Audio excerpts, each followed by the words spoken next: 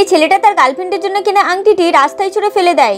সেখানে বসে থাকা একটা মেয়ে সেটা কুড়িয়ে ছুটতে ছুটতে তার গাড়ির সামনে চলে যায়। ছেলেটি তখন গাড়ি থেকে নেমে এসে মেয়েটিকে লেগেছে কি জিজ্ঞাসা করে। মেয়েটি তখন আংটিটি তার দিকে বাড়িয়ে দেয়। ছেলেটি তার নাম জিজ্ঞাসা করলে মেয়েটি বলে আমার নাম সানা।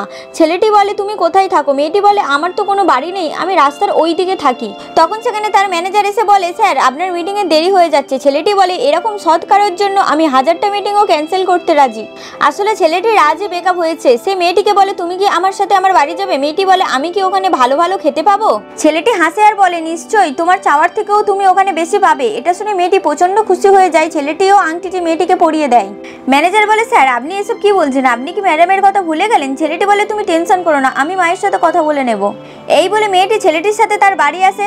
আর এই প্রথম মেয়েটি এত দামি একটা বাড়িতে থাকে। মেয়েটি এর আগে এত দামি দামি জিনিসপত্র কোনোদিন চোখেও দেখেনি। নেক্সট পার্টের জন্য চ্যানেলটি সাবস্ক্রাইব করে সঙ্গে থাকুন।